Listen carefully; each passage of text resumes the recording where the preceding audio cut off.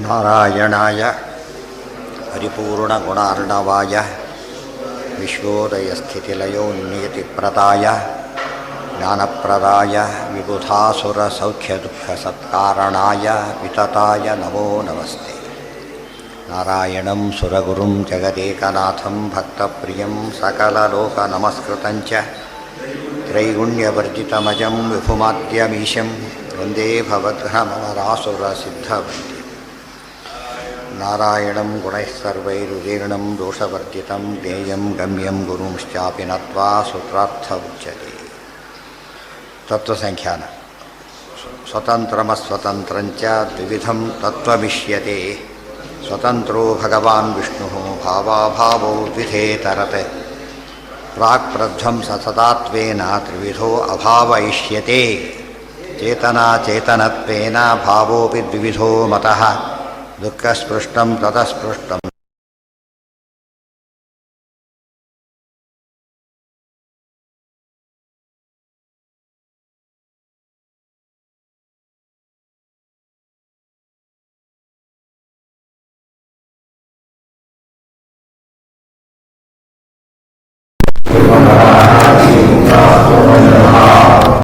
ಏವಂ ವಿಮುಕ್ತಿಯೋಗ್ಯಾಶ್ಚ ತಮೋಗಾಃ ಶ್ರುತಿಸಂಸ್ಥಿತಾಃ ಇತಿ ದ್ವಿಧಾ.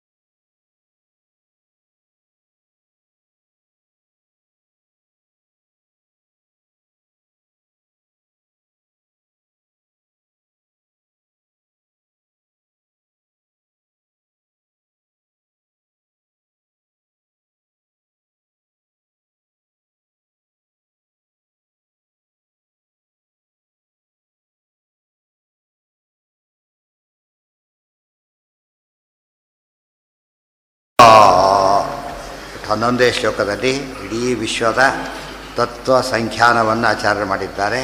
ಮೊದಲಿಗೆ ಸ್ವತಂತ್ರ ಮತ್ತು ಅಸ್ವತಂತ್ರ, ಇದರಲ್ಲಿ ಯಾವುದೇ ರೀತಿಯ ವಿಭಾಗ ಮಾಡಿದರೂ ಕೂಡ ಒಂದಲ್ಲ ಒಂದು ಆಮೇಲೆ ಮತ್ತೆ ಬರಲೇಬೇಕಾಗತ್ತೆ. ಅದಕ್ಕೆ ಆಚಾರ್ಯ ಏನು ಮಾಡಿದರು, ಅದು ಪ್ರಸಂಗ ಬಂದಾಗ ಮುಖ್ಯಕ್ಕೆ ಎಂದು ವಿರೋಧ ಬರ್ಕೊಂಡು ಸ್ವತಂತ್ರ ಪರತಂತ್ರ ಪ್ರಮೇಯಂ ಹಿ ಸ್ವತಂತ್ರ ಪ್ರಮೇಯ ಆಯತ್ತತೆಯ ವಿದಿತಂ ಹಿ ಭವತಿ ನಿಶ್ರೇಯಸಾಯ. ಲೋಕದಲ್ಲೂ ಕೂಡ ಅತಿ ಮುಖ್ಯವಾದ್ದನ್ನು ಮೊದಲು ಹೇಳ್ತಕ್ಕಂಥದ್ದು, ಪ್ರಾಮುಖ್ಯವರ ಹೇಳ್ತಕ್ಕಂಥದ್ದು ಪದ್ಧತಿ. ಅದನ್ನು ಎಲ್ಲ ಕಡೆ ಅಪ್ಲೈ ಮಾಡಿಕೊಂಡು ದೇವ್ರ ಕಡೆಯೇ ಬಿಟ್ಟುಬಿಡ್ತಾರೆ. ಹಾಗೆ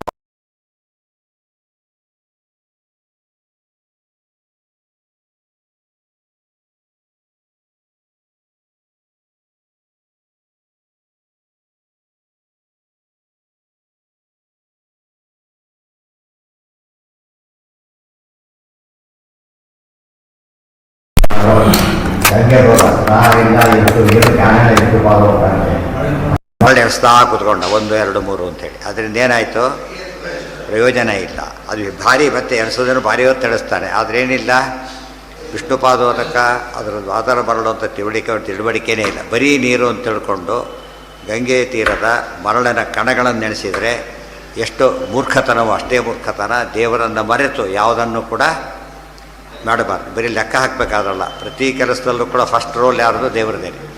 ಗೊತ್ತಾಯ್ತು?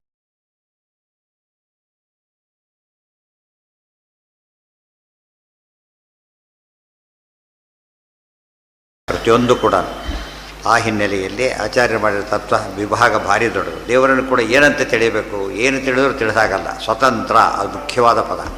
ದೇವ್ರ ಬಗ್ಗೆ ತಿಳಿಲೇಬೇಕಾದದ್ದೇನೋ ಸ್ವತಂತ್ರ ಅಂತ ತಿಳಿದು, ಉಳಿದೆಲ್ಲ ಏನೋ ಅಸ್ವತಂತ್ರ ಪರತಂತ್ರ. ಅಸ್ವತಂತ್ರ ಅಂದರೂ ಒಂದೇ, ಪರತಂತ್ರ ಅಂದರೂ ಒಂದೇ ಅಂಥ ವಿಭಾಗ ಮಾಡಿ ಆಮೇಲೆ ಪರತಂತ್ರವು ಕೂಡ ಏನಾಗಿದೆ, ಭಾವ ಅಭಾವ ಅಂತ 2 ವಿಧ. ಅದರಲ್ಲಿ ಅಭಾವ 3 ವಿಧ, ಪ್ರಾಗಭಾವ, ಪ್ರಧ್ವಂಸಾಭಾವ ಮತ್ತು ಸದಾಭಾವ ಅಂಥೇಳಿ. ಚೇತನ ಕೂಡ 2 ವಿಧ. ಏನು, ದುಃಖ ಸ್ಪೃಷ್ಟಂ ತದಸ್ಪೃಷ್ಟಂ. ದುಃಖ ಸ್ಪರ್ಶವಿರೋ ಚೇತನ, ದುಃಖ ಸ್ಪರ್ಶವಿಲ್ಲದೆ ಇರೋ ಚೇತನ. ಇಲ್ಲೂ ಕೂಡ ಫ್ರಮ್ ನೋನ್ ಟು ಅನ್ನೋನ್ ಹೋಗಬೇಕು. ದುಃಖ ಸ್ಪೃಷ್ಟ ಯಾವುದಿಲ್ಲ ಅಂತ ಹೇಳ್ಬೇಕಾದ್ರೆ ಮೊದಲು ಇರೋದೇನು ಹೇಳಬೇಕು, ಭಾವ ಅಭಾವ. ದುಃಖಾಭಾವದ ಜ್ಞಾನ ಬರೋದು ಯಾವಾಗ, ದುಃಖದ ಜ್ಞಾನ ಬಂದಾಗ. ಅದಕ್ಕೆ ಸ್ಪೃಷ್ಟ ದುಃಖ ಮತ್ತು ದುಃಖ ಸ್ಪೃಷ್ಟಂ ತದಸ್ಪೃಷ್ಟಂ ಅಂಥೇಳಿ. ಆದರೆ ಪ್ರಾಧಾನ್ಯ ಯಾವುದಕ್ಕೆ ಕೊಡಬೇಕು, ಅಸ್ಪೃಷ್ಟಕ್ಕೆ. ಅದಕ್ಕೆ ನಿತ್ಯ ದುಃಖ ರಮಾ ಅನ್ಯೇತು. ನಿತ್ಯ ದುಃಖ ನಿತ್ಯ ಮುಕ್ತರು ಅದು ಯಾರು, ರಮಾ. ನಾರಾಯಣನಾದ ಮೇಲೆ ನಿತ್ಯ ಮುಕ್ತರು ಯಾರು, ನಾರಾಯಣ. ಇಬ್ಬರೇ ನಿತ್ಯ ಮುಕ್ತರು, ಇಬ್ಬರು. ಒಬ್ಬರು ಸ್ವತಂತ್ರ ನಿತ್ಯ ಮುಕ್ತರು, ಅಸ್ವತಂತ್ರ ಅಷ್ಟೇ ಹೊರತು ಉಳಿದವರೆಲ್ಲ ಏನು ಬಂಧನೆ. ಎಷ್ಟೇ ಮುಕ್ತರಾಗಿದ್ದರೂ ಒಂದು ಕಾಲಕ್ಕೆ ಬಂಧನದಲ್ಲಿ ಇದ್ದವರೇ ಅವರು. ಆದ್ದರಿಂದ ಅವರೆಲ್ಲ ಸ್ಪೃಷ್ಟ ದುಃಖ ಅಂತ ಕರೀತಾರೆ. ಆಮೇಲೆ ನಿತ್ಯ ದುಃಖ ನಿತ್ಯ ಅದುಃಖ, ನಿತ್ಯ ದುಃಖವಿಲ್ಲದವರು, ನಿತ್ಯ ಸುಖಿಗಳು, ನಿತ್ಯ ಮುಕ್ತರು ಅಂತ ಅರ್ಥ. ಅವರು ರಮ ಮಹಾಲಕ್ಷ್ಮಿ ಒಬ್ಬರೇನೆ. ಉಳಿದವರೆಲ್ಲ ಸ್ಪೃಷ್ಟ ದುಃಖನೇ. ಅದು ಅಲ್ಲೂ ತಾರತಮ್ಯ. ಮತ್ತು ರುಜುಗಳಿಗೆ ದುಃಖ ಅಂತ ಹೇಳಿದರೆ ಸುಖ ಉತ್ಸಾಹ ಕಡಿಮೆ ಇರೋದಷ್ಟೇ ಹೊರತು ನಮ್ಮಂಥ ದುಃಖ ಅವ್ರಿಗೆ ಇಲ್ಲವೇ ಇಲ್ಲ. ಅದು ಬಹಳ ಮುಖ್ಯವಾದದ್ದು ಅವ್ರ ಬಗ್ಗೆ. ಆಮೇಲೆ ಒಂದು ಅದೇ ರೀತಿ ಕಡಿಮೆ ಆಗ್ತಾ ಬರುತ್ತೆ. ಸಂಸಾರ ಬಂಧನ ಅಭಿಮಾನ ಜಾಸ್ತಿ ಆದಂತೆ ಬಂಧನ ಜಾಸ್ತಿ ಆಗುತ್ತೆ. ಯಾರಿಗೆ ಸ್ಪಷ್ಟತೆ ಕಡಿಮೆ ಆಗುತ್ತೋ ಅವ್ರಿಗೆ ದುಃಖ ಜಾಸ್ತಿ. ಆ ಕಾರ್ಯ ಬಂತು.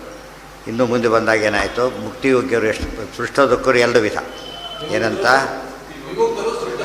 ಇನ್ನೂ ಇದ್ದಾರೆ, ಮುಕ್ತರಾಗಿದ್ದಾರೆ. ಮುಕ್ತರಾಗಿದ್ದವರು ಎಷ್ಟು ಜನ ಅಂತ ಕೇಳಿದರೆ, ದೇವ ಋಷಿ ಪಿತೃಪ ನರಾಹ ಇತಿ ಮುಕ್ತಾಸ್ತು ಪಂಚದ. ದೇವತೆಗಳು, ಋಷಿಗಳು, ಪಿತೃಗಳು, ಚಕ್ರವರ್ತಿಗಳು ಮತ್ತು ಮನುಷ್ಯೋತ್ತಮರು ಅಂತ 5 ವಿಧ. ಆ ಮುಕ್ತರು 5 ವಿಧ ಆದ್ದರಿಂದ ಮುಕ್ತಿಯೋಗ್ಯರು ಕೂಡ 5 ವಿಧಾರೆ. ಆಮೇಲೆ ಇನ್ನಂಥವರು ಶ್ರುತಿ ಸಂಸ್ಥಾಹ, ಸಂಸಾರದಲ್ಲಿ ಇರೋರು ಅವರು 3 ವಿಧ. ಮುಕ್ತಿಯೋಗ್ಯರು ಅಂತ ಒಂದು, ತಮಯೋಗ್ಯರು ಅಂತ ಒಂದು, ನಿತ್ಯ ಸಂಸಾರಿಗಳು ಅಂತ ಒಂದು. ಅದರಲ್ಲಿ ತಮಯೋಗ್ಯರಲ್ಲಿ 4 ವಿಧ. ಏನಂತ, ದೈತ್ಯ, ರಕ್ಷ, ಪಿಶಾಚಕ ಮತ್ತು ಮರ್ತ್ಯಾಧವಾಹ, ಚತುರ್ಧೈವ. ಇವರು 5, ಅವರು 4 ವಿಧ. ಮಿಥ್ಯ ಸಂಸಾರಿಗಳು ಮಧ್ಯೆ ಬರ್ತಾರೆ, ಅವರು 3 ವಿಧ ಅಂತ ಹೇಳ್ತಾರೆ. ಇಷ್ಟೆಲ್ಲ ಆದಮೇಲೆ ಅಚೇತನದ ವಿಭಾಗ. ಅಚೇತನ ಇರೋದೆಷ್ಟು, 3. ನಿತ್ಯಾನಿತ್ಯ ವಿಭಾಗೇನ ತ್ರಿಧೈವ ಅಚೇತನಂ ಮತಂ. ನಿತ್ಯಾನಿತ್ಯ, ನಿತ್ಯ ಮತ್ತು ಅನಿತ್ಯ ಅಂಥೇಳಿ 3 ವಿಧ. ನಿತ್ಯ ಅಚೇತನಗಳು ಯಾವುದು ಅಂದರೆ ನಿತ್ಯಾವೇದಾ ಸಮಸ್ತಾಶ್ಚ, ಸಮಸ್ತ ವೇದಗಳು ಏನವು ನಿತ್ಯ. ನಿತ್ಯವಾದಂತಹ ಭಾವ ಪದಾರ್ಥಗಳು, ಅಚೇತನ ಪದಾರ್ಥಗಳು, ಅಸ್ವತಂತ್ರ ಪದಾರ್ಥಗಳು, ಅದೆಲ್ಲ ಸೇರಿಸ್ಬೇಕು. ಅದಾದಮೇಲೆ ಯಾವುದು ಬಂತೀಗ, ನಿತ್ಯ ಪುರಾಣಾದ್ಯಾಹ. ಪುರಾಣಾದ್ಯಾಹ, ಪುರಾಣ ಮೊದಲಾದವುಗಳೆಲ್ಲ ನಿತ್ಯಾನಿತ್ಯ. ಕಾರಣ ಏನು, ಅರ್ಥತಃ ನಿತ್ಯವಾದರೂ ಕೂಡ ಶಬ್ದತಃ ಅನಿತ್ಯವಾದ್ದರಿಂದ ಅದು ನಿತ್ಯಾನಿತ್ಯ. ಇನ್ನು ಅನಿತ್ಯ, ಅನಿತ್ಯ ಇಲ್ಲ ಯಾವುದು, ಯಾವುದು ಸೃಷ್ಟಿಯಾಗಿ ಬರುತ್ತೆ ಅದಕ್ಕೆ ಆಸೆ ಇರಲೇಬೇಕು. ಯಾವುದು ಸೃಷ್ಟಿ ಸಂಸೃಷ್ಟ, ಸೃಷ್ಟ ಆದಮೇಲೆ ಮೊದಲಿಲ್ಲ ಅಂತ ಅರ್ಥ. ಆಮೇಲೆ ನಾಶ ಹೊಂದೋದ್ರಿಂದ ಆಮೇಲೆ ಇಲ್ಲ ಅಂತ ಅರ್ಥ. ಸೊ ಯಾವುದಕ್ಕೆ ಸೇರುತ್ತೆ, ಅದು ಅನಿತ್ಯ ಆಯಿತು. ಸುಳ್ಳು ಅಂತಾಗಲಿಲ್ಲ, ಅನಿತ್ಯ. Even momentary existence is also N existence, just for A moment. ಏನು ಮಾಡಬೇಕಂತ ಸತ್ಯ ಅಂತ ಒಪ್ಪಬೇಕದು. ಅಂದರೆ ಸತ್ಯ ಅಂತ ಹೇಳಬೇಕಾದ್ರೆ ದೇಶದ ಸಂಬಂಧ ಇರಬೇಕು, ಕಾಲದ ಸಂಬಂಧ ಇರಬೇಕು. ಅದಕ್ಕೆ ಡೇಟ್ ಆ್ಯಂಡ್ ಪ್ಲೇಸ್ ಹಾಕಿಯೇ ರೆಕಾರ್ಡ್ ಆಗೋದು. ಯಾವುದೇ ಒಂದು ಎವಿಡೆನ್ಸಿಗೆ ಬೆಲೆ ಬರೋದು ಯಾವ ರೆಕಾರ್ಡ್ಗೆ, ಡೇಟ್ ಆ್ಯಂಡ್ ಪ್ಲೇಸ್ ಇದ್ದರೆ. ದೇಶ ಸಂಬಂಧ ಇರಬೇಕು, ಕಾಲ ಸಂಬಂಧ ಇರಬೇಕು. ಇವತ್ತು ಶಶಿವಿಷಾಣ ಯಾತಕ್ಕೆ ತತ್ವ ಆಗೋದಿಲ್ಲ, ಯಾವ ಸ್ಥಳದಲ್ಲೂ ಇಲ್ಲ, ದೇಶದಲ್ಲೂ ಇಲ್ಲ, ಯಾವ ಕಾಲದಲ್ಲೂ ಇಲ್ಲ. ಅದಕ್ಕೇನಂತಾರೆ, ದೇಶಕಾಲ ಸಂಬಂಧ ರಹಿತ ಅಂದರೆ ಒಂದೇ, ಅತತ್ವ ಅಂದರೆ ಒಂದೇ. ಅದೇ ತತ್ವ ಅಲ್ಲ, ಅದು ಸದಾ ಅಭಾವ. ಅದರ ಅಭಾವ ತತ್ವ ಇರೋದು, ಅದು ತತ್ವ ಅಲ್ಲ.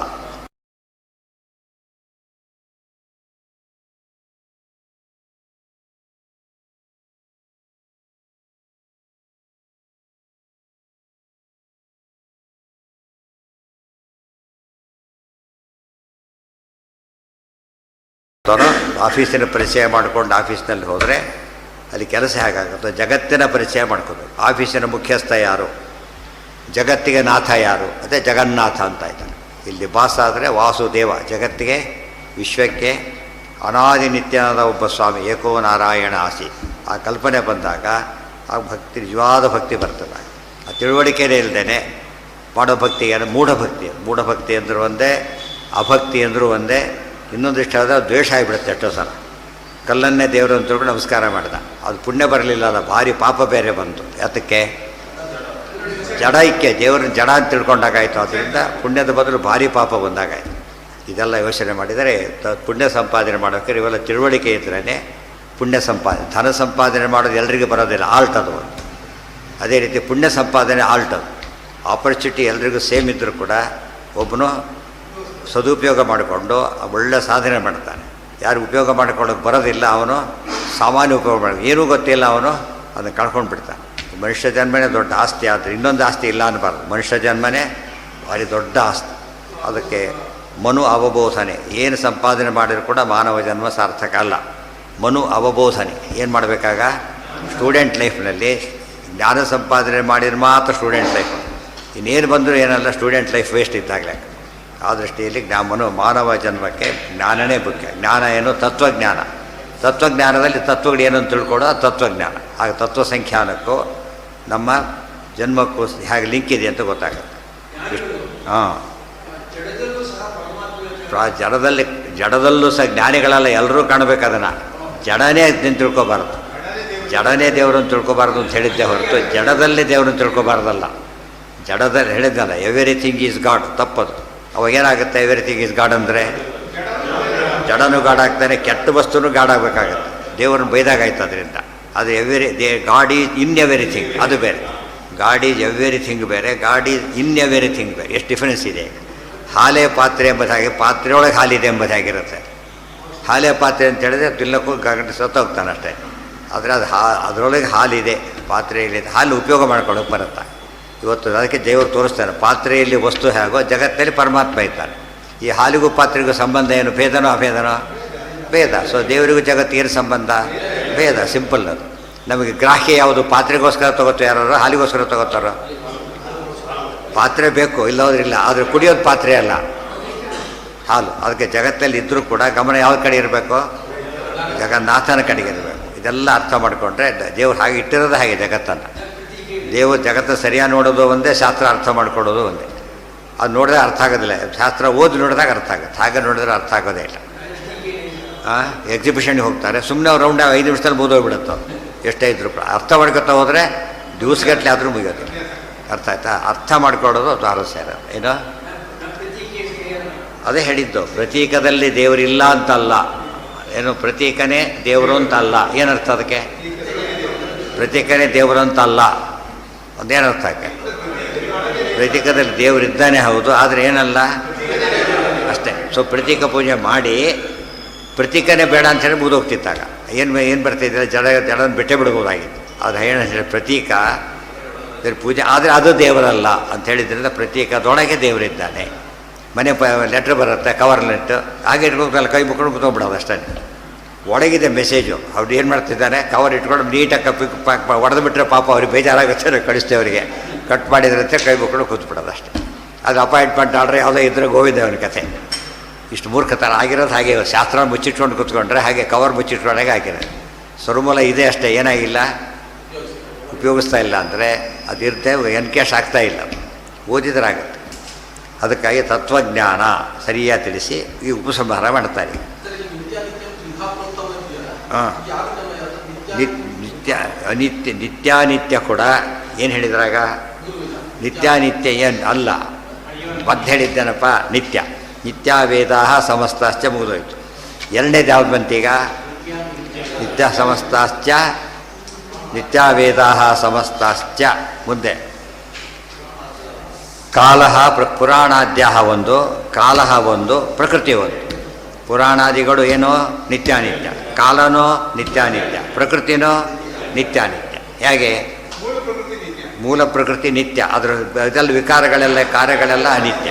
ಪುರಾಣಾದಿಗಳು ನಿತ್ಯ, ಅರ್ಥತಃ ಶಬ್ದತಃ ಅಲ್ಲ, ಅನಿತ್ಯ ಆಯ್ತಾಗ. ಕಾಲ ಒಟ್ಟು ಕಾಲ ನಿತ್ಯ, ಆದರೆ ಪಾರ್ಟ್ ವೈಸ್ ಅನಿತ್ಯ. ಸೊ ನಿತ್ಯಾನಿತ್ಯ ಅಂತಲ್ಲಿ ಒಂದು ದೃಷ್ಟಿಯಿಂದ ನಿತ್ಯ ಹೌದು, ಇನ್ನೊಂದು ದೃಷ್ಟಿಯಿಂದ ಅನಿತ್ಯ ಹೌದು. ವೇದಗಳು ಹಾಗಲ್ಲ, ಎಲ್ಲ ದೃಷ್ಟಿಯಿಂದ ಏನವು ನಿತ್ಯ. ಇದು ವೇದಗಳು ಅಂತ ಹೇಳಿದಾಗ ವರ್ಣಗಳೆಲ್ಲ ತಗೋಬೇಕು. ವರ್ಣಗಳು, ಅವ್ಯಾಕೃತ ಆಕಾಶ ಎಲ್ಲ ಸೇರಿದರೆ ಅದಿಷ್ಟು ಕೂಡ ಅವ್ಯಾಕೃತ ನಿತ್ಯ. ಅದು ನಿತ್ಯಾನಿತ್ಯ ಸೇರಿಸಬಾರ್ದು, ಅನಿತ್ಯ ಅಂತೂ ಅಲ್ವೇ ಇಲ್ಲ. ಭೂತಾಕಾಶ ಅನಿತ್ಯ, ಯಾಕೆ ಮುಂದೆ ಬಂದಿದೆ. ಪಂಚತನ್ಮಾತ್ರ ಮತ್ತು ಪಂಚಭೂತಗಳು ಹೇಳಿದಾಗ ಬರುತ್ತೆ. ಆ ಭೂತ ಆಕಾಶ ಯಾವುದು? ಭೂತಾಕಾಶ. ಪಂಚಭೂತಗಳಲ್ಲಿ ಬರೋ ಆಕಾಶ ಭೂತಾಕಾಶ. ಅದ್ರ ಕ್ಲಾಸಿಫಿಕೇಷನ್ ಬಂದಿರೋದೇ ಯಾವುದ್ರೊಳಗೆ? ಪಂಚಭೂತದಲ್ಲಿ. ಆದ್ದರಿಂದ ಭೂತಾಕಾಶ. ಭೂತಾಕಾಶ ನಿತ್ಯನೋ ಅನಿತ್ಯನೋ? ಅನಿತ್ಯ. ಅವ್ಯಾಕೃತ ಆಕಾಶ ಬೇರೆ, ಅದು ನಿತ್ಯ. ಅದು ಅದು ನಿತ್ಯದಲ್ಲಿ ಬರುತ್ತೆ. ಇವರು ಹೇಳಿದ ಮಧ್ಯೆ ಹೇಳಿದೆ, ಪ್ರಶ್ನೆ ಕೇಳಿದೆ, ಇದು ಯಾವುದ್ರಲ್ಲಿ ಸೇರುತ್ತೆ ಕೇಳೋದು, ಪುರಾಣ ಯಾವುದ್ರಲ್ಲಿ ಸೇರುತ್ತೆ ಅಂತ ಕೇಳಿದ ಕರೆಕ್ಟ್ ಹೇಳೋದು. ಕಾಲ ಯಾವ ಉಪಯೋಗ ಬರುತ್ತೆ, ದೇವ್ರು ಯಾವ ಉಪಯೋಗ ಬರ್ತಾರೆ, ದೇವ್ರಿಗೆ ಯಾವ ಉಪಯೋಗ ಬರ್ತಾರೆ ಹೇಳಲೇ ಇಲ್ಲ ಅಂತ ಕೇಳಿದರೆ ಸ್ವತಂತ್ರ ಅಂತೀರ. ಅಸ್ವತಂತ್ರದಲ್ಲೇ ನಿತ್ಯ ಅಂತಿರಬೇಕಾದ್ರೆ ಇನ್ನು ಸ್ವತಂತ್ರ ಆಲ್ ಎಕ್ಸ್ಪೀರಿಯನ್ಸ್ ಏನು ಹೇಳೋದಕ್ಕೂ ಸಾಧ್ಯ ಇಲ್ಲ. ಅಬ್ಸಲ್ಯೂಟ್ ಸೆನ್ಸ್ನಲ್ಲಿ ನಿತ್ಯ. ಏನು ಹೇಳಿದ್ರು ದೇವ್ರಿಗೆ ಅಬ್ಸಲ್ಯೂಟ್ ಅಂತ ಹೇಳಬೇಕು. ಏನು ತೊಗೊಂಡ್ರು ಅಲ್ಟಿಮೇಟರ್ ಗೊತ್ತಾಯ್ತಾ. ಉಳಿದವ್ರ ಬಗ್ಗೆ ಏನಿದ್ರು ಅಸ್ವತಂತ್ರ ಅನ್ನೋ ಒಂದು ಪದ ಅವ್ರನ್ನ ಕಡಿಮೆ ಮಾಡಿಬಿಡೋದು. ಇನ್ನು ಉಳಿದೆಲ್ಲ ಭಾರಿ ಕಡಿಮೆ ಮಾಡ್ತಾ ಹೋಗೋದು. ಇಷ್ಟು ಹೇಳಿ ಕೊನೆಗೇನು ಹೇಳಿದರು, ದೇವ್ರಿಗೆ ಬೆಸ್ಟ್ ತಿಳ್ಕೊಳ್ಬೇಕೀಗ. ಸೃಷ್ಟಿ ಸ್ಥಿತಿ ಸಂವೃತಿಶ್ಚ ನಿಯಮ ಅಜ್ಞಾನ ಬೋಧನೆ ಬಂಧ ಮೋಕ್ಷ ಸುಖಂ ದುಃಖಂ ಆವೃತ್ತಿ ಜ್ಯೋತಿ ಏವಚ. ಏನು ಸ್ವತಂತ್ರ ವಿಷ್ಣು ಅಂತ ಹೇಳಿದಾರಲ್ಲ, ಸ್ವತಂತ್ರ ಭಗವಾನ್ ವಿಷ್ಣು ಅಂತ ಹೇಳಿ ಆ ಪದ ಇಲ್ಲಿ ಹೇಳ್ತಾರೆ. ಮತ್ತು ವಿಷ್ಣು ಏನು ಮಾಡ್ತಾನೆ ಅಂತ ಕೇಳಿದರೆ ಇಷ್ಟೆಲ್ಲ ಮಾಡ್ತಾನೆ. ಸ್ವತಂತ್ರನಾಗಿರ್ತಕ್ಕಂಥ ಪರಮಾತ್ಮ ಏನೇನು ಮಾಡ್ತಾನೆ, ಸೃಷ್ಟಿ ಸ್ಥಿತಿ ಸಂಹೃತಿ ನಿಯಮ ಜ್ಞಾನಂ ಮತ್ತು ಬೋಧನ. ಜ್ಞಾನಂಚ ಬೋಧನಂಚ ಜ್ಞಾನಬೋಧನೆ. ಯಾವ ವಿಚನ ಅದು? ದ್ವಿವಚನ. ಯಾಕೆ ಎರಡು ಒಟ್ಟಿಗೆ ಸೇರಿಸಿ ಹೇಳಿದಾಗ ದ್ವಿವಚನ. ಸಪ್ರೇಟ್ ಹೇಳಿಬಿಟ್ರೆ ಏನಾಯ್ತು ಈಗ? ನಿಯಮ ಅದೇನದು? ಏಕವಚನ ಅಷ್ಟೆ. ಅಜ್ಞಾನ ಬೋಧನೆ, ಬಂಧ ಮೋಕ್ಷ ಸುಖಂ ದುಃಖಂ ಆವೃತ್ತಿ ಜ್ಯೋತಿ. ಇಷ್ಟೇ ಅಲ್ಲ, ಏವಚ ಅಂಥೇಳಿ ಏನೇನಿದೆಯೋ ಅದಿಷ್ಟನ್ನು ಮಾಡೋದು ಯಾರು? ದೇವರೇ. ಇದು ಯಾತಕ್ಕೆ ಇಂಪಾರ್ಟ್ ಮಾಡಿದ್ರಿಂದ ಇನ್ನು ಕೂಡೋದು ನಿಲ್ಲೋದು ಹೇಳೋದು ಅವೆಲ್ಲ ದೇವರು ಮಾಡಿಸೋದೇನೆ. ಅದಕ್ಕೆ ಸೃಷ್ಟಿ ಅದೆಲ್ಲ ಯಾವುದ್ರಲ್ಲಿ ಸೇರಿಸ್ಬೇಕು ಅದನ್ನು? ಸೃಷ್ಟಿ. ಯಾವ ಸೃಷ್ಟಿ ಕೇಳಿದರು ನಮ್ಮದು ಗಡಿಗೆ ಮಾಡಿದ ಕುಂಬಾರ. ಕುಂಬಾರ ಸೃಷ್ಟಿ, ಇದು ದೇವ್ರ ಸೃಷ್ಟಿ ಅಲ್ಲ ಅನ್ನಬಾರ್ದು. ಅಲ್ಲೂ ಕೂಡ ಏನಾಗಿರೋದು? ದೇವರಲ್ಲಿ ನಿಂತೇ ಮಾಡ್ತಿರೋದ್ರಿಂದ ಪ್ರತಿಯೊಂದು ಸೃಷ್ಟಿ ನಡೀತು ಅಂದರೆ ಯಾರು ಮುಖ್ಯ ಕರ್ತರು? ಅದಕ್ಕೆ ದೇವರೇನೆ. ಸ್ಥಿತಿ ಗೊತ್ತಾರೆ, ಯಾರು ರಾಜ್ಯ ಆಡ್ತಾರೆ ಅವರೆಲ್ಲ ಬೇರೆ. ಮುಜುವಾಲು ಸ್ಥಿತಿ ಯಾರು ನೋಡ್ತಿರೋದು?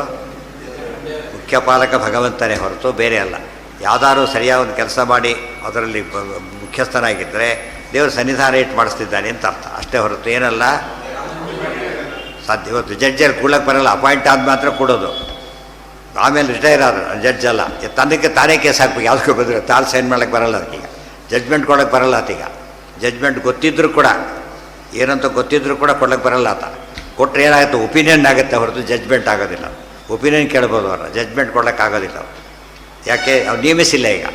ಸೊ ದೇವರು ನೇಮಿಸಿದಾಗ ಮಾತ್ರ ಶಕ್ತಿ ಬರೋದರಿಂದ ಯಾರೇ ಸೃಷ್ಟಿ ಮಾಡಲಿ ಮೂಲತಃ ನಾವೇನು ಆ ಸೃಷ್ಟಿ ಮಾತ್ರ ನೆನಪು ಮಾಡ್ಕೋತೇವೆ. ಅಲ್ಲಿಂದ ಸೃಷ್ಟಿಯಾಗಿದ್ದು ದೇವರು, ಇಲ್ಲೆಲ್ಲ ನಾವೇ ಮಾಡ್ಕೋತೀವಿ ಅಂತ ತಪ್ಪದು.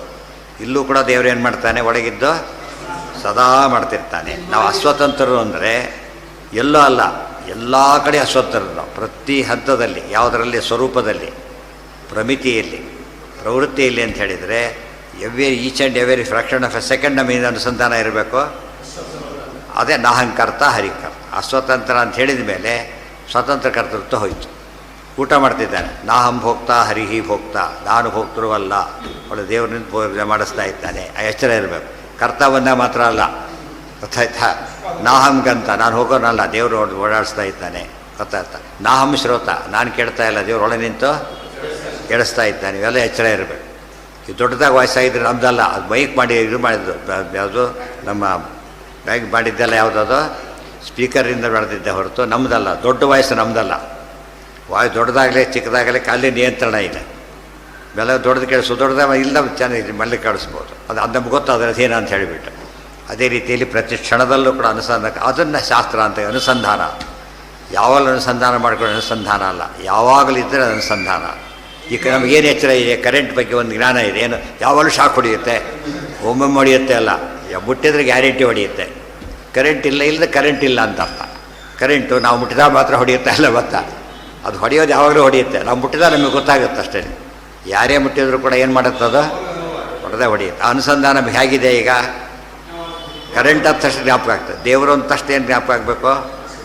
ಸ್ವಾತಂತ್ರ್ಯ ಯಾವಾಗಲೂ ಜ್ಞಾಪಕ ಆಗಬೇಕು. ನಾವು ದೇವರಲ್ಲ ಅಂದಮೇಲೆ ಏನು ಜ್ಞಾಪಕ ಆಗಬೇಕು? ಅಸ್ವಾತಂತ್ರ್ಯ ಜ್ಞಾಪಕ ಆಗಬೇಕು. ಅದನ್ನೇ ಅನುಸಂಧಾನ ಅಂತ ಕರೆಯೋದು. ಅದಿಲ್ಲದೆ ಹೋದರೆ ಎಷ್ಟು ಓದಿದ್ರು ಅಷ್ಟೇ, ವಾಕ್ಯ ಅರ್ಥ ಮಾಡಿದ್ರು ಅಷ್ಟೇ. ವಾಕ್ಯದ ಅರ್ಥ ಯಾತಕ್ಕೆ ಮಾಡಬೇಕು? ಗಟ್ಟಿಯಾಗಲಿಕ್ಕೆ. ಗಟ್ಟಿಯಾಗೋದ್ರ ಬದಲು ಡೌಟ್ ಕ್ರಿಯೇಟ್ ಮಾಡೋದಾದರೆ ವಾಕ್ಯಾರ್ಥ ಆಗಲಿಲ್ಲ, ವಾಕ್ಯದ ಅನರ್ಥ ಆಗ್ತದೆ ಅಷ್ಟೇ. ಮುಂದೆ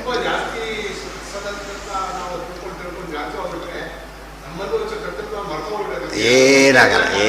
ಏನೇನು ಆಫೀಸ್ನಲ್ಲಿ ಇದ್ದೀರಿ, ನಿಮ್ಗೆ ಗೊತ್ತು, ನಿಮಗೆ ನಮ್ಮ ಸ್ಟೇಜ್ ಅಂತ ಅದು ನಾನು ಯಾವಾಗ ನೆನಪಿರುತ್ತಾ ಇಲ್ಲ, ಯಾವಾಗ ನೆನಪಿರುತ್ತಾ ಇಲ್ಲ ಹೇಳಿ. ಕ್ಯಾಶಿಯರಿಗೆ ಅದು ನಂದಲ್ಲ ಅಂತ ಒಮ್ಮೊಮ್ಮೆ ನೆನಪಾಗಲ್ಲ, ಅದಿರೋದು ಏನಂತ ಗೊತ್ತಿದೆ ಅವರಿಗೆ, ಒಂದು ಪೈಸೆನೂ ನಂದಲ್ಲ ಅಂತ ಯಾವಾಗ ಗೊತ್ತಿದೆ ಅವರಿಗೆ, ಆಲ್ ಟೈಮ್ಸ್. ಅವ್ರಿಗೆ ಭಾರಿ ಜವಾಬ್ದಾರಿ, ಒಂಚೂರು ಆನ್ಸರಬಲ್.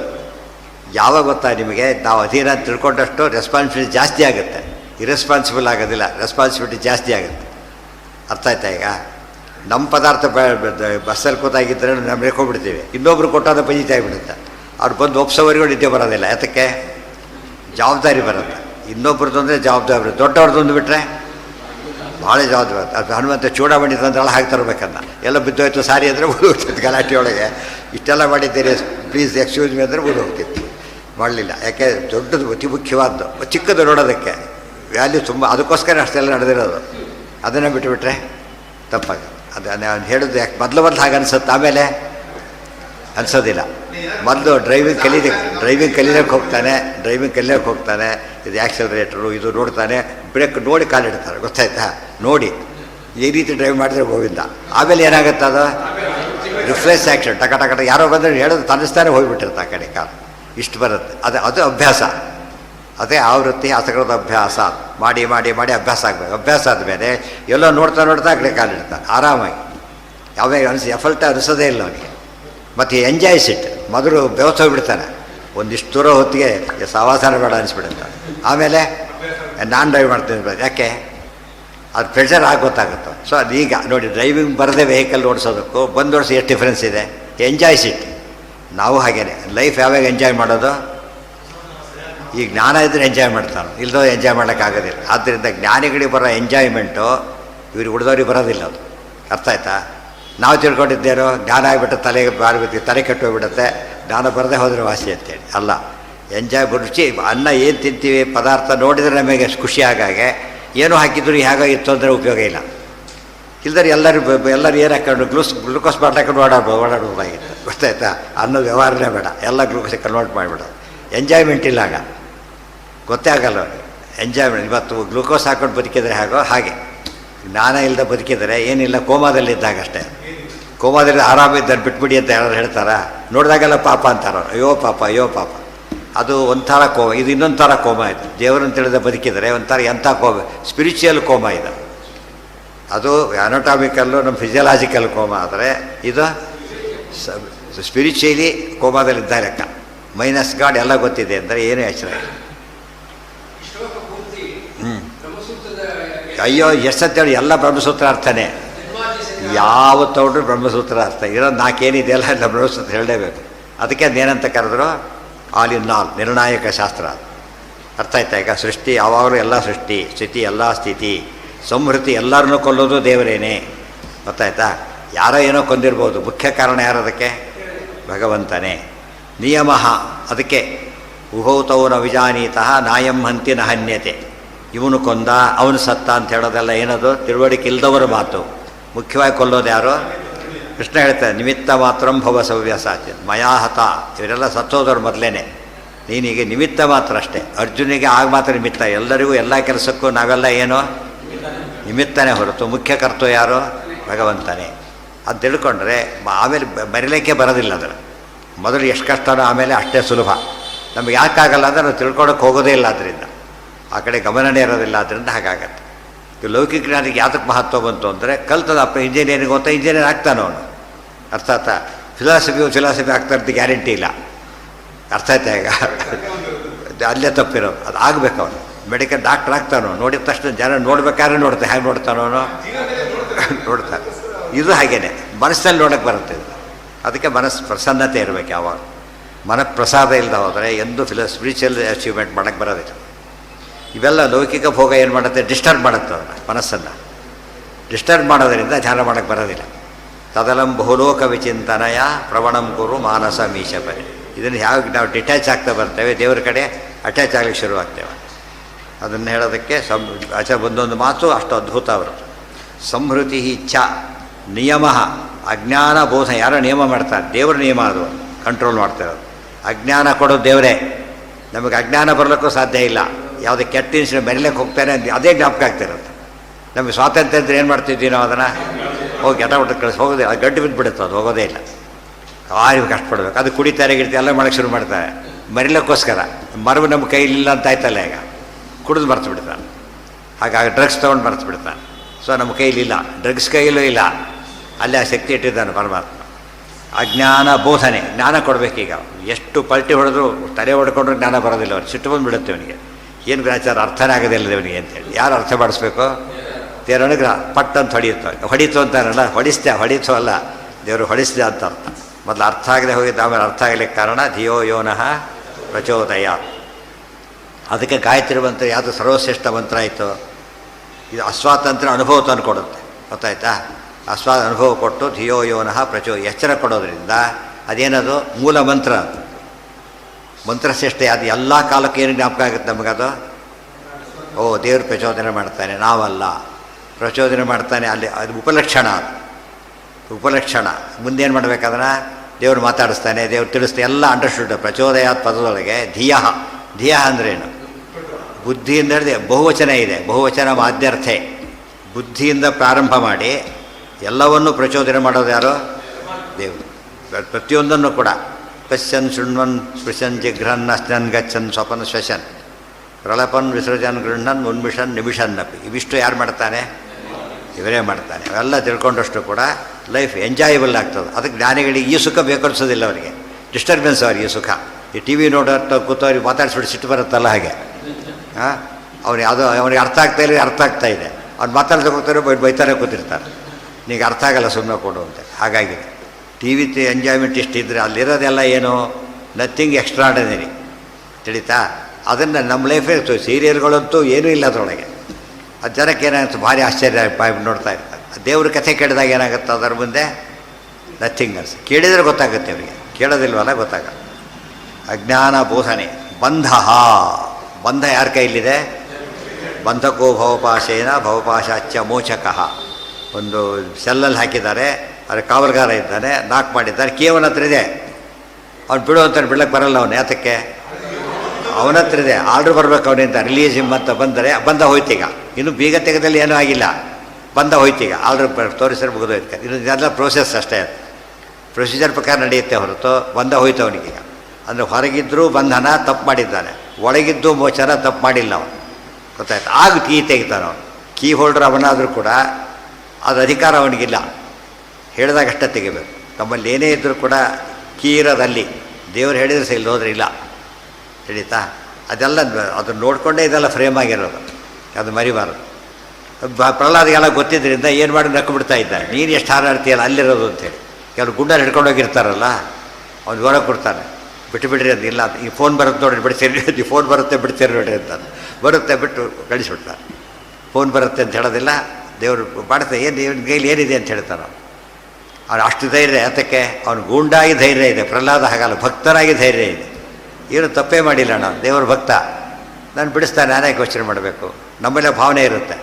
ಎಲ್ಲ ಹೋಗ್ತೇವೆ, ಒಂದು ಪೊಲೀಸ್ ವ್ಯಾನ್ ನಿಲ್ಲುತ್ತೆ, ಬಂದು ಫುಲ್ಲಿ ಆರಂಭ ಪೊಲೀಸ್ ಇದ್ದಾರೆ, ನಮಗೆ ಗಾಬರಿ ಅನಿಸೋದಿಲ್ಲ. ಯಾತಕ್ಕೆ? ತಪ್ಪೇ ಮಾಡಿಲ್ಲ ನಾವು ಹೋಗೋದು ನಿಂತು ಬಿಡ್ತೇವೆ. ಫಸ್ಟು ನಿಂತು ಬಿಟ್ಟು ಏನಾಗಬೇಕಿತ್ತು ಅಂತ ಕೇಳ್ತಾನೆ. ಯಾಕೆ? ಧೈರ್ಯ. ತಪ್ಪು ಮಾಡಿಲ್ಲ, ಈ ವಿಶ್ವಾಸ ಆಗಿ ಮಾಡುತ್ತೆ. ಇನ್ನೊಬ್ರು ತಪ್ಪು ಮಾಡೋರು ದೊಡ್ಡ ಅದಕ್ಕೆ ಪಕ್ಕದ ಓಡೋಗ್ಬಿಡ್ತಾರೆ. ಆಗಲೇ ಅವನು ಪಕ್ಕದ ರೋಡಲ್ಲಿ ಓಡೋಗ್ಬಿಡ್ತಾನೆ. ಯಾಕೆ? ತಪ್ಪು ಮಾಡಿದ್ದಾನು. ಅದೆಲ್ಲ ಗೊತ್ತಾದರೆ ಸುಖಂ ಬಂಧ ಮೋಕ್ಷ. ಬಿಡುಗಡೆ ಯಾರೋ ಬಿಡುಗಡೆ ಮಾಡೋದು ಹೇಳ್ತಾರೆ. ವರ ಕೊಡಬೇಕಾದ್ರೆ ನೋಡು, ಮುಚುಕುಂದ ರಾಜ ತುಂಬ ಸೇವೆ ಮಾಡಿದ್ದಿ, ಭಾರಿ ಸಂತೋಷ ಆಯಿತು, ವರ ಕೇಳು. ವರಂ ಋಣೀಶ್ವ ಭದ್ರಂತೆ. ಆದರೆ ಋತೆ ಕೈವಲ್ಯ ಮೋಕ್ಷ ಮಾತ್ರ ಕೇಳಬೇಡ. ಯಾತಕ್ಕೆ? ಏಕೈವೇಶ್ವರಸ್ತಸ್ಯ ಭಗವಾನ್ ವಿಷ್ಣುರ. ದೇವರು ಮಾತ್ರ ಸಮರ್ಥ, ಎಲ್ಲದಕ್ಕೂ ಆಜ್ಞೆ. ಕೆಲವು ಸ್ಪೆಷಲ್, ಅದರಲ್ಲೂ ಕೂಡ ಎಲ್ಲದೂ ಅಧೀನದಲ್ಲಿದ್ದರೂ ಸ್ಪೆಷಲ್. ಆದ್ದರಿಂದ ಬಿಡಲು ಸಾಧ್ಯ ಇಲ್ಲ. ಅದಕ್ಕೆ ಯಾವಾಗಲೂ ಮುಕ್ತಿ ಕೊಡೋ ದೇವರಾದ್ದರಿಂದ ಯಾವಾಗಲೂ ಯಾರು ಧ್ಯಾನ ಮಾಡಬೇಕೀಗ? ನಮಗೆ ಮುಕ್ತಿ ಬೇಕೀಗ ಸಂಸಾರದಿಂದ. ಅದಕ್ಕೆ ಯಾವಾಗಲೂ ದೇವರ ಧ್ಯಾನ ಮಾಡಿದ್ರೆ ಬಂಧನ ಪರಿಹಾರ ಆಗ. ಏನು ಮಾಡಿದ್ರು ಕೂಡ ಏನಾಗೋದಿಲ್ಲ. ಅಲ್ಲಿ ಆಫೀಸ್ ಜೈಲಲ್ಲಿ ಯಾರೋ ತುಂಬ ಬೇಕಾದನ್ನು ಬೇಕು ಮಾಡ್ಕೊಬಿಟ್ಟ, ಏನು ಕೊಡ್ಬೋದು ಅವನು? ಆಗ ಟೀ ಕಾಫಿ ಕೊಡ್ಬೋದು ಹೊರತು ಬಿಡಿಸೋಕ್ಕಾಗಲ್ಲ ಅವನ ಕೈ. ಊಟ ತನಕ ಏನೇ ಮಾಡ್ಬೋದು. ಅದು ಬಿಡಿಸ್ಬೇಕಾದ್ರೆ ಮಾತ್ರ ಯಾರು ಮಾಡ್ಬೇಕು ಅದನ್ನು? ಯಾವನು ಬಂಧನ ಮಾಡಿರ್ತಾನೋ ಅವನೇ ಬಿಡುಗಡೆ ಮಾಡಬೇಕು. ಗೊತ್ತಾಯ್ತಾ? ಈ ಕೋರ್ಟ್ ಆರ್ಡರ್ ಮಾಡಿರುತ್ತೆ ಅರೆಸ್ಟ್ ಹಿಮ್, ಆಮೇಲೆ ಹೇಳ್ತಾರೆ ರಿಲೀಸ್ ಹಿಮ್. ಮತ್ತೆ ಇನ್ಯಾರು ರಿಲೀಸ್ ಮಾಡಬೇಕು? ಹೈಕೋರ್ಟ್ ಬೇಡ ಅಂತ ಹೇಳಿದರೆ ಲೋ ಕೋರ್ಟ್ ಆರ್ಡರ್ ನಡೆಯೋದಿಲ್ಲ, ಲೋಯರ್ ಕೋರ್ಟ್. ಆ ಕೋರ್ಟೇ ಮತ್ತೆ ಹೇಳಬೇಕು, ಅಥವಾ ಅದು ಮೇಲಿಂದ ಹೇಳಬೇಕು. ಕಡಿಮೆದಕ್ಕೆ ಅವಕಾಶ ಇಲ್ಲ. ಇವೆಲ್ಲ ಅರ್ಥ ಮಾಡಿಕೊಂಡ್ರೆ ಬಂಧೋ ಮೋಕ್ಷ ಸುಖಂ ದುಃಖಂ ಆವೃತ್ತಿ. ಆವೃತ್ತಿ ಅಂದ್ರೇನು? ಆವೃತ್ತಿ ಮರೆವು, ಆವರಣ ಹೊಂದೋದು, ಮರೆತು ಬಿಡೋದು, ಅಜ್ಞಾನದ ಆವರಣ. ಜ್ಯೋತಿ ಬೆಳಕು. ಆವೃತ್ತಿ ಎಂಬುದು ಅಜ್ಞಾನದ ಆವೃತ್ತಿ. ಜ್ಯೋತಿ ಅಂದರೆ ಜ್ಞಾನದ ಬೆಳಕದು ಕೊಡೋದು ದೇವರೇ. ದದಾಮಿ ಬುದ್ಧಿಯೋಗಂ ತಂ ಏನ ಯಾಮ್ ಉಪಯಾಂತಿತೆ. ಕೃಷ್ಣ ಹೇಳ್ತಾನೆ, ನಾನು ಬುದ್ಧಿಯೋಗ ಕೊಡ್ತೀನಿ ಅಂತ ಹೇಳ್ತಾನೆ. ಸ್ವತಂತ್ರ. ಇಷ್ಟು ಭಗವದ್ಗೀತೆ ಯಾತಕ್ಕೆ ಗೊತ್ತಾ? ಏನು ಓದಿದ್ರು ಅದರ ಫಿಲಾಸಫಿ ಅದರಲ್ಲಿರೋದು, ಸ್ಪಿರಿಚುವಲ್ ಟೀಚಿಂಗ್ ಅದು ಇರಲೇಬೇಕು.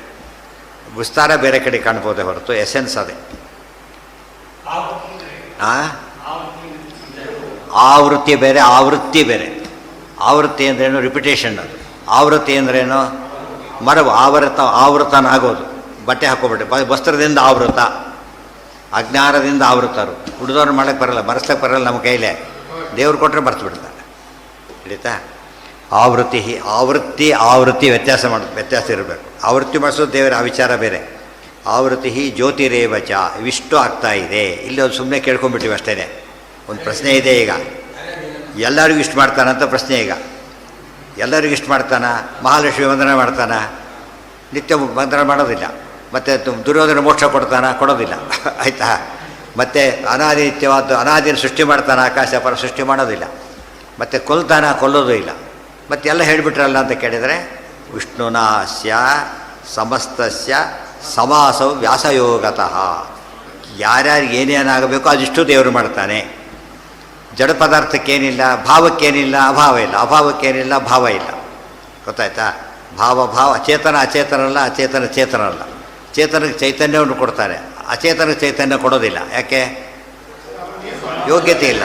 ಇದು ಅರ್ಥ ಮಾಡಿಕೊಂಡು ಎಲ್ಲ ದೇವರು ಮಾಡ್ತಾರೆ ಕಣ್ಣು ಮುಚ್ಕೊಂಡು ಹೇಳಬಾರ್ದು. ಏನು ಹೇಳು? ಎಲ್ಲ ಮಾಡ್ತಾನೆ, ಅದು ಇದು ಅಲ್ಲ. ಯಾರು ಏನೇನು ಮಾಡಬೇಕಾಗಿದೆ ಅದಿಷ್ಟು ಅವನು ಒಬ್ಬರೇ ಮಾಡ್ತಾನೆ. ಅದು ಸ್ವಾತಂತ್ರ್ಯ. ಏನು ಅರ್ಥ ಮಾಡ್ಕೊತಾರೆ ಕೆಲವರು ಸ್ವಾತಂತ್ರ್ಯ ಅಂದರೆ? ಹಾಗೆ ನಮ್ಮನ್ನು ಏನೋ ಮಾಡಿಬಿಡಲಿ ಅಂತ ಕೇಳಿದರೆ ಅದು ಸ್ವಾತಂತ್ರ್ಯ ಅಲ್ಲ. ನಾವು ಏನು ಮಾಡಬೇಕು ಅದನ್ನು ಮಾಡಿದರೆ ಸ್ವಾತಂತ್ರ್ಯ. ಅರ್ಥ ಆಯ್ತಾ? ಇವತ್ತು ನೀವು ಭತ್ತ ಬಿತ್ತಿದರೆ ಅಕ್ಕಿ ಬರುತ್ತೆ ಹೊರತು ಏನು ಬರೋಲ್ಲ, ಅದರಲ್ಲಿ ಮಾವು ಬರೋಲ್ಲ. ಅವನು ಒಳ್ಳೆ ಎಕ್ಸ್ಪರ್ಟ್ ಏನಂದರೆ ಏನಂತ ವ್ಯವಸಾಯ ಮಾಡೋದು ಅಂದರೆ ಅದು ಬೇಡ ತರೋದು ಅಷ್ಟೇ ಹೊರತು ಇಲ್ಲದ ಕ್ರಿಯೇಟ್ ಮಾಡೋದಿಲ್ಲ ದೇವರು. ಇದೆಲ್ಲ ಸರಿಯಾಗಿ ತಿಳ್ಕೊಬೇಕು. ಅದಕ್ಕೆ ಒಂದು ಸಮಾಸ ವ್ಯಾಸಯೋಗ. ಸಮಾಸ ಅಂದ್ರೇನು? ಯಾರು ಮಹಾಲಕ್ಷ್ಮಿಗೆ ಏನೇನು ಬೇಕಿಲ್ಲ, ಸೃಷ್ಟಿ ಏನೇನೂ ಇಲ್ಲ ಅವರಿಗೆ, ಸ್ಥಿತಿ ಒಂದೇ ಅವ್ರಿಗೆ ಮಾಡಬೇಕಾದ್ದು. ಯಾಕೆ? ಮುಕ್ತಿ ಕೊಡೋಗೆಲ್ಲ ಮುಕ್ತರವರು, ಬಂದದ್ದು ಪ್ರಶ್ನೆಯೇ ಇಲ್ಲ. ಕೊಡೋದೇನೀಗ? ಸತತ ರಕ್ಷಣೆ ಯಾವಾಗಲೂ ಮಾಡೋದು ಅಷ್ಟೊಂದೇ. ಅತಿ ಕಡಿಮೆ ಮಾಡಿಸ್ಕೊಳ್ಳೋದು ಯಾರು? ಮಹಾಲಕ್ಷ್ಮಿ ಒಂದೇ. ಇನ್ನು ಬೋಧೋರು ಒಂದೊಂದೇ ಶುರುವಾಗ್ತದೆ, ಜಾಸ್ತಿ ಆಗ್ತಾ ಹೋಗುತ್ತಾಗ. ಅರ್ಥ ಆಯ್ತಾ? ನಿಯಮನ ಇದ್ದಿದ್ದೇನೆ. ಯಾವಾಗ ಸ್ಥಿತಿಯಲ್ಲಿ ಏನು ಸೇರಿಕೊಂಡಿದೆ? ನಿಯಮನ ಸೇರಿಕೊಂಡಿದೆ. ಆದ್ದರಿಂದ ಅದು ಇನ್ನೇನು ಜ್ಞಾನವೂ ಸೇರಿಕೊಂಡಿದೆ. ಸ್ಥಿತಿ ಅವ್ರು ಯಾವ ಸ್ಥಿತಿಯಲ್ಲಿದ್ದೋ ಆ ಸ್ಥಿತಿ ಅಂತ ಅರ್ಥ. ಅವ್ರ ಸ್ಥಿತಿ ಏನಿದೆ ಅದನ್ನು ಹಾಗೆ ಪ್ರೊಟೆಕ್ಟ್ ಮಾಡೋದು. ಅವ್ರಿಗೆ ಜ್ಞಾನ ಇದೆ, ಉಳಿದವ್ರ ಮೇಲೆ ಅಧಿಕಾರ ಇದೆ, ಅದೆಲ್ಲ ಪರಮಾತ್ಮ ಪ್ರೊಟೆಕ್ಟ್ ಮಾಡ್ತಿದ್ದಾರೆ. ಆಯಿತಾ? ಸೊ ಆ ರೀತಿಯಲ್ಲಿ ಮಿನಿಮಮ್ ಮಾಲಿನ್ಯ ಇರೋದು ಮಹಾಲಕ್ಷ್ಮಿಗೆ, ಮಿನಿಮಮ್ ಮಾಲಿನ್ಯ ಇರೋದು. ಆದರೆ ಅದು ಎಂಥದ್ದು ಟೋಟಲ್. ಮತ್ತೆ ಮಿನಿಮಮ್ ಆದರೂ ಕೂಡ ಏನದು? ಟೋಟಲ್. ಆದ್ದರಿಂದ ನಿತ್ಯ ಅಸ್ವತಂತ್ರ. ಇದೆಲ್ಲ ಚಿಂತನೆ ಮಾಡೋದಕ್ಕೆ ಅನಿಸುತ್ತೆ, ನಮ್ಮ ರೋಲ್ ಏನೋ ಗೊತ್ತಾಗುತ್ತೆ. ಆಗ ಅಹಂಕರ್ತ ಯಾಕೆ ಅನ್ನಬಾರ್ದು ಅಂತ ಗೊತ್ತಾಗುತ್ತೆ. ಇಷ್ಟೆಲ್ಲ ಆದಮೇಲೆ ನಾನಂತ ಹೇಳೋದಕ್ಕೆ ಬರೋದಿಲ್ಲ. ಅದಿಲ್ಲದೆ ಹೋದರೆ ಬರೀ ನಾನು ಕಾಲ ಕಳೀತಿರ್ತಾನೆ. ಜ್ಯೋತಿ ಅಲ್ಲ, ಜ್ಞಾನ ಎರಡು ವಿಧ. ಇದೆ ಪ್ರಕಾಶ, ಹೊಡೆಯೋದು. ಜ್ಯೋತಿ ಅಂತ ಹೇಳಿದರೆ ಜ್ಞಾನ ಇದೆ. ಹೊಡಿತು ಅಂತಾನೆ. ಹೊಡಿಸೋದು ಯಾರು? ಮರಿತು ಅಂತಾನೆ, ಆವೃತ್ತಿ. ಸ್ಮರಣೆ ಮತ್ತ ಸ್ಮೃತಿ ಜ್ಞಾನಂ ಅಪೋಹನಂಚ. ಗೊತ್ತಾಯ್ತಾ? ಅಜ್ಞಾನ ಬೇರೆ, ಆ ಕಾಲಕ್ಕೆ ಹೊಡೆಯೋದು ಬೇರೆ, ಜ್ಞಾನ ಬೇರೆ. ಇದೇ ನೆನಪಾಗ್ತಾ ಇಲ್ಲ, ಇದೇ ನೆನಪಾಗ್ತಾ ಇದೆ. ನೆನಪಾಗೋದೇನು ಬಂತೀವಿ ಮತ್ತೆ? ದೇವ್ರ ಅಧೀನ. ಆಮೇಲೆ ಹೊರಗೆ ಬಂದೇ ನೆನಪಾಯ್ತು, ಉಪಯೋಗ ಇಲ್ಲ. ಆಗ ದೇವ್ರ ಕೈಲಿದೆ. ಅದಕ್ಕೆ ಪರೀಕ್ಷೆಗೆ ಹೋಗೋ ದಿವಸ ದೇವ್ರ ಪೂಜೆ ಮಾಡಬೇಕಾ? ಅವತ್ತು ಸಂಧಾನ ಮಾಡಬೇಕಾದ್ರೆ ಹೊಡಿಬೇಕಲ್ಲ. ಯಾರೂ ಹೊಡಿಸೋ ಶಕ್ತಿ ಇಲ್ಲ. ತನ್ನ ಕೆಲಸ ಮಾಡಬೇಕು. ಸಂಕ್ಷೇಪ ಮಾಡುವ ಹೊರತು ಕ್ಯಾನ್ಸಲ್ ಮಾಡಬಾರ್ದು, ತಪ್ಪು. ಸಮಾಸ ಅಂದರೆ ಸಂಕ್ಷೇಪ, ಕಡಿಮೆ ಅಂತ ಅರ್ಥ. ವ್ಯಾಸ ಅಂದ್ರೇನು? ವಿಸ್ತಾರ. ವೇದವ್ಯಾಸರಿಗೆ ವ್ಯಾಸ ಅಂತ ಹೆಸರಕ್ಕೆ ಎಲ್ಲ ಶಾಸ್ತ್ರ ವಿಸ್ತಾರ ಮಾಡಿದ್ದಕ್ಕೆ ವ್ಯಾಸ ಅಂತ ಹೆಸರು. ಗೊತ್ತಾಯ್ತಾ? ಸಂಗ್ರಹ, ಸಂಕ್ಷೇಪ, ವಿಸ್ತಾರ. ಇನ್ನೂ ಹೇಳ್ಬೇಕಾದ್ರೆ ಸಂಕ್ಷೇಪ, ವಿಸ್ತಾರ. ಎಲ್ರಿಗೂ ಎಲ್ಲ ಮಾಡ್ತಾನೆ ಇಲ್ಲ, ಯಾರು ಎಷ್ಟು ಮಾಡಬೇಕೋ ಅಷ್ಟೂ ಮಾಡ್ತಾನೆ. ಅದಕ್ಕೆ ಸಮಾಸ ಅಂತ ಶುರುವಾಗಿದ್ದೇ ಅದರಿಂದ. ರಾಜಸ್ಯ ಭೃತ್ಯ ನೋಡಿ, ರಾಜಸ್ಯ ಭೃತ್ಯ ಎಷ್ಟು ಪದ ಇದೆ? ಎರಡು ಪದ. ರಾಜಭೃತ್ಯ ಏನಾಯ್ತು? ಅದೀಗ ಸಮಾಸ ಆಯ್ತು. ರಾಜಭೃತ್ಯ ಸಮಾಸ. ರಾಜಸ್ಯ ಭೃತ್ಯ ಅಂದರೆ ಏನಾಯ್ತು? ರಾಜಸ್ಯ ಅನ್ಬಾರ್ದು ಆ್ಯಕ್ಚುಲಿ. ಏನು ಅನ್ಬೇಕು ಅದಕ್ಕೆ? ರಾಜ್ಞ ಭೃತ್ಯ ಅನ್ಬೇಕು, ಗೊತ್ತಾಯ್ತಾ? ಮಹಾರಾಜಸ್ಯ ಅನ್ಬೋದು, ಮಹಾರಾಜಸ್ಯ ಭೃತ್ಯ, ಮಹಾರಾಜ ಭೃತ್ಯ. ಆದರೆ ರಾಜಸ್ಯ ಅನ್ಬಾರ್ದು, ಏನನ್ಬೇಕು? ರಾಜ್ಞ ಭೃತ್ಯ. ಅದು ಎಷ್ಟು ಕಡಿಮೆ ಆಯ್ತು ನಮಗೆ? ಅದು ರಾಜ್ಞ ಭೃತ್ಯ ಆಗಲಿ, ರಾಜಭೃತ್ಯ ಅಂತ ಆಯ್ತು. ಎಷ್ಟು ಕಡಿಮೆ ಆಯ್ತು ಈಗ? ಎಷ್ಟು ಕಡಿಮೆ ಆಯಿತು? ಒಂದು ಪದನೇ ಕಡಿಮೆ ಆಗೋಯ್ತು. ಇನ್ನೂ ಮೂರ್ನಾಲ್ಕಿದೆ, ಎಲ್ಲ ಸೇರಿಸಿಬಿಟ್ರೆ ಒಂದೇ ಪದ ಆಗಿಬಿಡುತ್ತೆ. Long compound. ಲಾಂಗ್ ಕಾಂಪೌಂಡ್ ಏನಾಗುತ್ತೆ? ದೊಡ್ಡದು ಮಾಡಿದರೆ ಉತ್ಕಂಠ ಕುಂಠ ಕೋಲಾಹಲ ಜವಿದಿತ ಜಸ್ತ್ರ ಸೇವಾನವೃದ್ಧ ಪ್ರಾಜ್ಞಾತ್ಮ ಜ್ಞಾನಸೋತಾಂತ ಮನೋಮೌಲಿ ರತ್ನಾವಲಿ ಏನೋ ಅದೆಲ್ಲ ಬಿಡಿಸ್ಬಿಟ್ಟು ಎಷ್ಟು ಪದ ಆಗೋಗ್ಬಿಡುತ್ತೆ. ಹೆಸರಿಗೆ ಪದ ಒಂದೇ ಪದ, ಅದು ಪದ ಲೆಕ್ಕ ಹಾಕಿದರೆ ಎಷ್ಟು? ಒಂದೇ. ಅದು ಬಿಡಿಸಿಬಿಟ್ರೆ ಉತ್ತಿಂದ ಶುರುವಾಗುತ್ತೆ, ಬಿಡಿಸ್ತಾ ಶುರುವಾಗುತ್ತೆ. ಉತ್ಕಂಠ ಕುಂಠ ಕೋಲಾಹಲ ಎಲ್ಲ ಕೋಲಾಹಲ ಆಗೋಗ್ಬಿಡುತ್ತೆ, ಅಷ್ಟರ ಮಟ್ಟಿಗೆ ನಡೆಯುತ್ತೆ. ಅದಕ್ಕೆ ಸಮಾಸ ಮಾಡೋದ್ರಿಂದ ಅಡ್ವಾಂಟೇಜ್ ಆಯಿತು ಅಂದರೆ ಪದಗಳು ಕಡಿಮೆ ಆಗ್ತಾ ಬರುತ್ತೆ. ಪ್ಯಾಕಿಂಗ್ ಇದ್ದ ಹಾಗೆ ಪದಾರ್ಥ 20 ಇದ್ದರೂ ಒಂದು ಲಗೇಜ್ ಅಷ್ಟೇ ಕೌಂಟ್ ಆಗೋದು, ಆ ಥರ ಮಾಡೋಕ್ಕೆ ಬರುತ್ತೆ. ಅದು ಇಲ್ಲೆಲ್ಲ ನಾವು ಸಾಮಾನು ಪ್ಯಾಕ್ ಮಾಡೋದು ಗೊತ್ತು, ವರ್ಡ್ ಪ್ಯಾಕ್ ಮಾಡಬೇಕು, ಅದು ಸಮಾಸ ಮಾಡೋದು ಅಂತ ಕರೀತಾರೆ. ಬಿಡಿಸೋದಕ್ಕೆ ವಿಸ್ತಾರ ಮಾಡೋದು, ಅದಕ್ಕೆ ವಿಗ್ರಹ ಹೇಳೋದು. ವಿಗ್ರಹ ಅಂತ ಹೇಳಿದ್ರೆ ಬಿಡಿಸೋದು, ಗೊತ್ತಾಯ್ತಾ? ಈ ರೀತಿಯಲ್ಲಿ ಸರಿಯಾಗಿ ಅರ್ಥ ಮಾಡಿಕೊಂಡು ಸಮಾಸ ವ್ಯಾಸಯೋಗ, ಇದರ ಸಮಾಸದ ಅರ್ಥನೂ ಗೊತ್ತಾಯಿತು, ವ್ಯಾಸದ ಅರ್ಥನೂ ಗೊತ್ತಾಯಿತು. ಅದಕ್ಕೆ ಎಲ್ಲರೂ ಮಾಡೋಕ್ಕೆ ಯಾರಿಗೆ ಸಾಧ್ಯ ಅಂದರೆ ಸಂಕ್ಷೇಪ ವಿಸ್ತಾರಾಭ್ಯಾಮಿ ಪ್ರವದಂತಿ ಮನೀಷಿಣಃ. ಭಾರಿ ಚಿಕ್ಕದಾಗಿ ಹೇಳ್ಬೇಕಾದ್ರೂ ಯಾರಿಗೆ ಸಾಧ್ಯ? ಜ್ಞಾನಿಗಳಿಗೆ. ಭಾರಿ ದೊಡ್ಡದಾಗಿ ಹೇಳ್ಬೇಕಾದ್ರೂ ಯಾರಿಗೆ ಸಾಧ್ಯ? ಜ್ಞಾನಿಗಳಿಗೆ. ಯಾಕೆ?